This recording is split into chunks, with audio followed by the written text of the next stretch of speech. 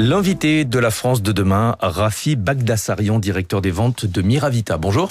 Bonjour. Miravita, c'est un tour opérateur spécialisé dans les voyages culturels et humains. Vous mettez en avant la richesse des rencontres humaines pour permettre de mieux découvrir une destination. Vous pensez que les touristes ont perdu cette dimension du voyage, c'est-à-dire découvrir des lieux et des personnes plutôt que d'aller se prendre en photo devant un site touristique extrêmement connu pour ensuite poster la photo sur les réseaux sociaux? Heureusement que non. On a encore cette catégorie de touristes qui cherchent des voyages immersifs, expérientiels, à la recherche de la rencontre avec les locaux, les habitants, partager un dîner dans une famille, chez une famille. Heureusement que encore ces touristes existent. Évidemment, ils peuvent toujours se prendre en photo et la poster sur les réseaux, mais voilà, ce tourisme expérientiel existe. Mais comment est-ce que vous expliquez cette mode du voyage Instagram où l'essentiel c'est d'y être, de le montrer sur les réseaux, mais pas forcément de découvrir une destination?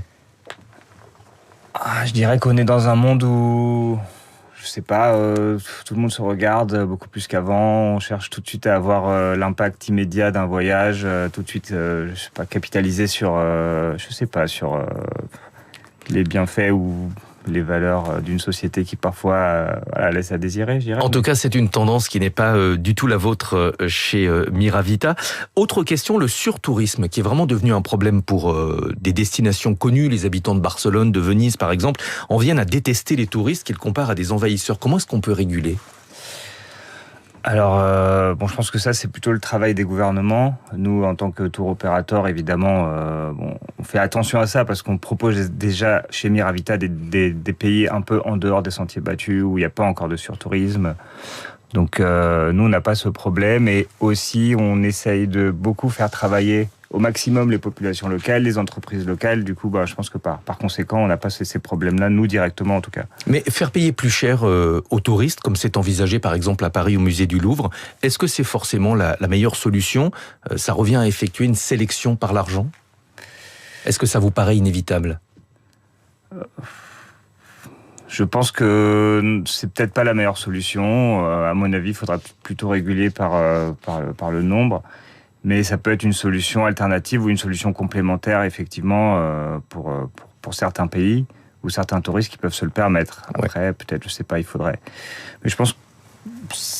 Non, je dirais qu'il faudrait plutôt réguler sur le temps, sur la durée, le nombre de touristes et réguler. En tout cas, c'est un vrai sujet pour les professionnels du tourisme. On va parler de votre offre chez Miravita. Comment est-ce que vous sélectionnez vos destinations ? Vous ne proposez pas le monde entier, vous proposez uniquement certaines destinations bien choisies que vous connaissez bien.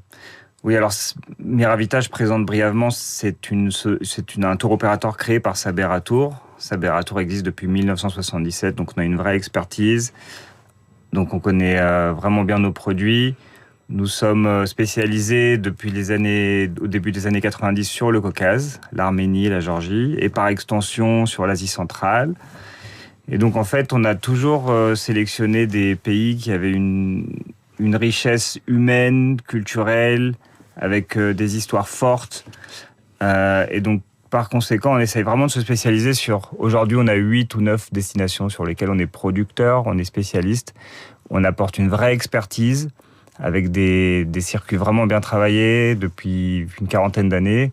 Et ça nous permet de proposer des produits vraiment différents des autres opérateurs, sans trop s'éparpiller sur l'ensemble du globe. Comment est-ce que vous permettez à vos clients d'effectuer des rencontres sur place ? C'est difficile de trouver des personnes authentiques qui souhaitent partager leur univers, leur mode de vie ? C'est pas difficile si on travaille intelligemment. Nous, on est là depuis très longtemps.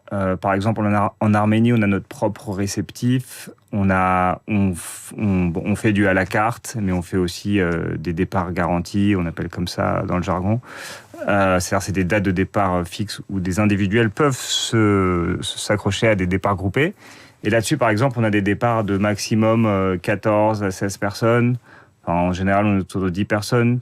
Du coup, ça permet aux locaux de mieux nous recevoir et les équipes sur place qui sont là-bas tout le temps vont tout le temps chercher des nouveaux endroits, de nouvelles familles avec qui elles s'entendent bien, ont un vrai échange humain, etc. Du coup, ça crée vraiment une relation amicale, authentique et pas économique et commerciale. Et on cherche des expériences gastronomiques comme la préparation, je sais pas, du pain la vache en Arménie ou par exemple la rencontre des nomades dans le désert en Ouzbékistan.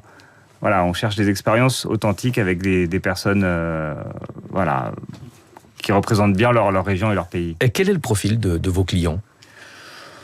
À nos clients, disons que jusqu'à présent, c'est des gens d'une moyenne de 55 ans, 60 ans, plutôt, on va dire plutôt éduqués, pré-retraités ou proches de la retraite, ou sinon, ce sont aussi des groupes constitués, des familles qui fêtent des anniversaires de mariage ou choses comme ça. Mais avec le temps, l'âge rajeunit, de plus en plus de personnes un peu plus jeunes voyagent.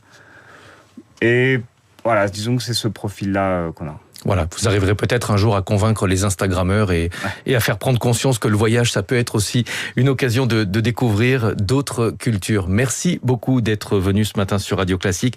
Rafi Bagdasarian, directeur des ventes de Miravita. Il est 6h21, Natacha Valla nous a rejoint pour les